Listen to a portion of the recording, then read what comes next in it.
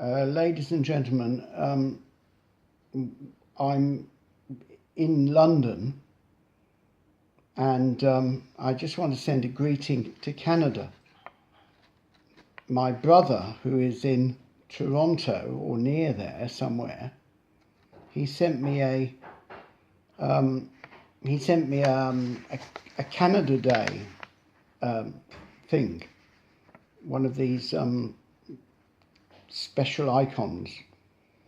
So I'm sending it back to him. I'm sending greetings back to my brother in Canada and all his family. I'm very confused about things because the other day I heard someone say that it was the 150th anniversary of Canada. Well, actually, I remember very well the 100th anniversary of Canada. And I can't believe that 50 years have gone by so quickly. I went to Canada in 1967.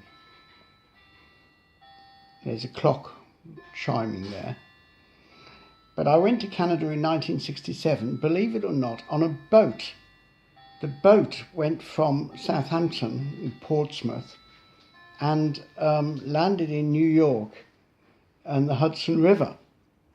And I then got off the boat and took a Greyhound bus up to Canada.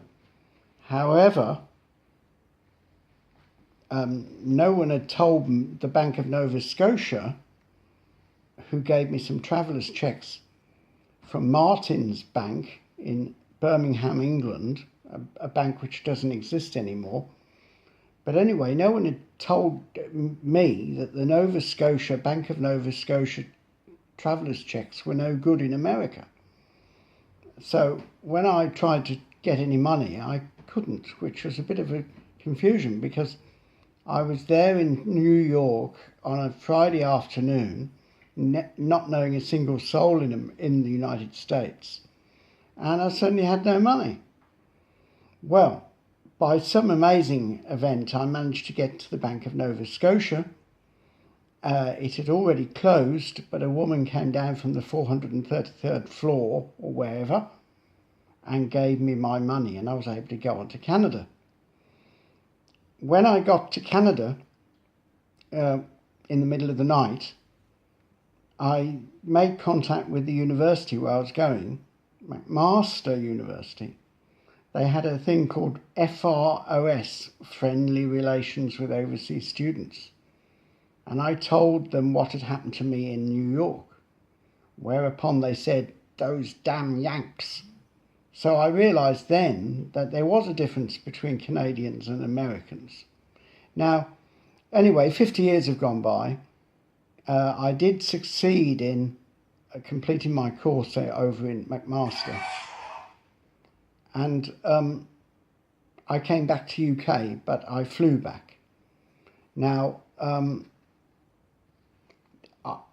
I'm concerned about a number of things that have happened in Canada since. When I got back to Britain, the university wrote to me and said, would I give them some money? Well, it was a catastrophic decision to come back to Britain, and I didn't have any money. But they wanted it for their medical school, McMaster Medical School. I then discovered that there'd been 160 abortions in the medical school, the new medical school, before they registered their first live birth. So I couldn't actually agree to give them any money. Now, which brings me on to abortion and Melinda and Bill Gates, the imperialists who've come from America to shower money on the benighted natives of Great Britain and also all over the world in order to induce us to go for abortion, because Melinda Gates believes abortion is the best thing since sliced bread. I feel very sorry for the Africans who are subjected to their philanthropy, and I will talk more about this next time.